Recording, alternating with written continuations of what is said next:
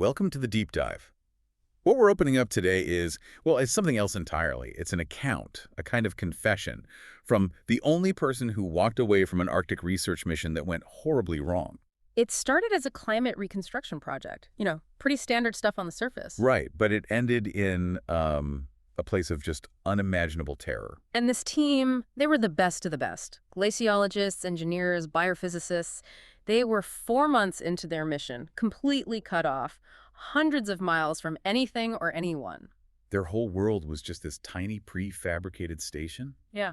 And the sound. The account talks so much about the sound. Oh, yeah. The relentless howling of the wind outside, this constant oppressive hum from the drilling rig, and then this low, deep groaning. The sound of the ice sheet itself moving beneath them. Exactly, like they were living on the skin of some vast, sleeping creature. That's the stage. That's the pressure cooker everything else is about to happen in. So what we're doing today is walking through the events as they were recorded. We're going to follow the timeline of this expedition from a mission of discovery to one of abject horror. Okay, so let's get into it. The story really begins on day 120. The deep coring drill, this machine that had been chewing through ice for months, just stops. Stops dead. And not because it hit bedrock. The feedback they were getting was all wrong. It was something else, something impossibly dense. And you have to remember the depth here. We're talking almost 2 kilometers straight down. And to ice that's millions of years old. There should be nothing there but more ice. Pristine, ancient layers. So when they finally, with huge difficulty, managed to pull the drill head back up, it was carrying something with it. A huge, dark block of ice. And inside that ice, something was encased. So they get this basketball-sized sphere of ice back into the lab, and they start a controlled thermal melt. You can just imagine the atmosphere in that room. Total anticipation. What have we found? What ancient secret is locked in there? But it wasn't geological. Not even close. As the ice melted away, it revealed a heart. A massive heart. Blackened, almost like it was petrified, with these thick, twisting veins all over it. But then came the detail that changed everything. It was beating. Faintly. Slowly.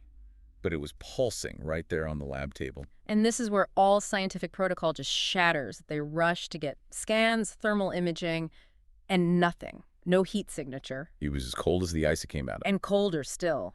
When they tried to analyze its composition, the scans came back with an impossibility. No identifiable cellular structure, no DNA. So it looks organic, it's acting organic, but by every scientific measure we have. It isn't. It's not life as we understand it. It breaks biology, it breaks thermodynamics. It just is. And that single fact, that impossible object on the table, it just split the team right down the middle. Instantly. You had Dr. Walker, the lead biologist, who was just ecstatic. I mean, for him, this was it. This was the discovery of the century. Life older than life itself. He's thinking of awards, of history books. Absolutely. But then you have Dr. Harris, the geologist, and his reaction was completely different. It was visceral. The account says he wouldn't even get close to it, just stood back and stared at it. And he said, "This isn't a discovery, it's a warning. Leave it alone." His gut, his primal instinct, just screamed that they had found something they should have left buried. And Harris's fear started looking a lot more rational pretty quickly. Oh, yeah. The data that came back it was actively hostile to logic. They managed to get these tiny samples for isotopic dating. And the results were a total contradiction. A mess. One test showed isotopic signatures saying the material was millions of years old, an ancient relic. But the next test they ran on a different sample. Indicated it was maybe a few weeks old, that it showed recent metabolic activity. So it was ancient and new at the same time. Which is impossible. It's like the object existed outside of linear time. And Harris, he just refused to even look at the data anymore. The logs quote him just shaking his head, saying, "You're trying to explain something that doesn't belong here." And as they were arguing about the data, the station itself started to fall apart. Yes. It's like the heart's very presence was a contagion, an environmental corruption. It wasn't just random failures, was it? It felt targeted. Completely. Yeah. The spectrometers that check the air quality, they started giving insane random readings. The cryo freezers that held all their other precious ice core samples, they just kept screaming alarms for no reason. And the atmospheric monitors would just reset, go blank, leaving them blind. But the physical effect, the one they all felt on their skin, was the cold. The impossible cold. They're in the Arctic. They've got heaters blasting at maximum. And the lab just gets colder and colder. The account describes frost forming on the inside of the windows, their breath freezing in the air. It was like the heart was a void, just sucking all the heat, all the energy out of the station. And then it started getting into their heads. This is where it goes from a physical threat to a psychological one. The nightmare started. What's so chilling is that they were all the same. It wasn't individual stress dreams. No, it was a shared experience, a collective infection. Every single member of the crew started having the exact same nightmare. A feeling of sinking into the ice. And seeing something below them. A vast, pulsating shadow. An infinite, breathing darkness that was pulling them down. They all felt it watching them. It's like the heart was broadcasting its location, its nature, directly into their sleeping minds. And the real tipping point, the moment that turned their scientific curiosity into pure animal fear, was when the narrator was reviewing the security footage from the containment chamber. They were checking the audio logs. Right. And they noticed that the faint thudding of the heartbeat, it wasn't constant, it wasn't random. It was changing. It was reacting. Every time someone entered the lab, every time they got close to the containment unit, the beats would get stronger. Faster. It wasn't just alive. It was aware. It was watching them, listening to them, responding to their fear, and the horrifying realization that they weren't studying an object, they were being observed by a waiting intelligence. That's when they all agreed, even Walker. The champion of discovery. Even him. He finally conceded. He said, "That thing is beyond us. It has to go." And that led to the plan. The only plan they had left. Total destruction. They decided to use the station's high-temperature furnace. It was designed for biohazardous waste, the really nasty stuff. It could get up to 1,500 degrees Celsius. Hot enough to turn anything, any organic matter we know of, into sterile ash. It was a rational choice, really. Their only choice to try and purge this presence from their home. The moment they moved the heart towards the incinerator, the report describes this sudden, profound silence. The thudding stopped. Gone.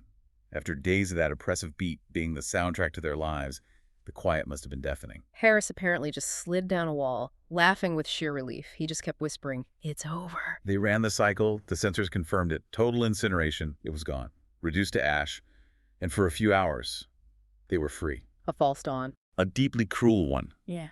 The narrator says they were woken up by the sound of tearing metal, of catastrophic failure, and a blast of freezing air rushing through the station. They ran to the lab, and what they saw was, well, it was impossible. The containment chamber, the one built from thick steel plates. It wasn't just damaged, it was shattered.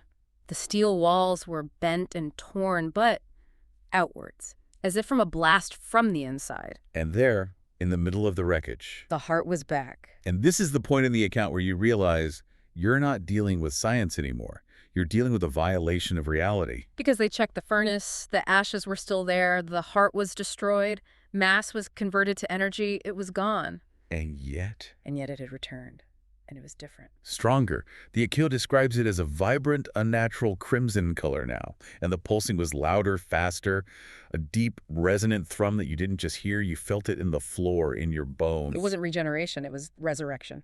It was a statement that its destruction meant nothing. And that's what finally broke Harris.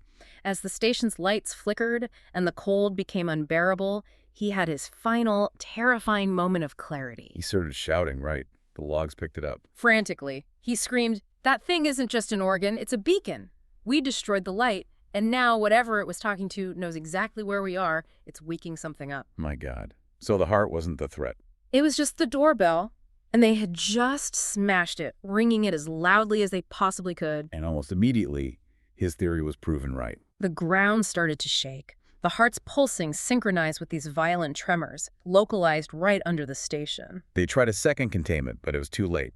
The narrator just writes that the ice screamed. And then the floor of the lab just cracked. A huge, jagged fissure split the room in two. An impossibly dark void opened up right beneath them. And it swallowed the heart, the containment chamber, all of it. Just gone. And the pulsing stopped. But the silence was immediately filled by something far, far worse.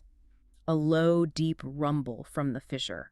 A sound so big, they described it not as a sound, but as a presence. Yes.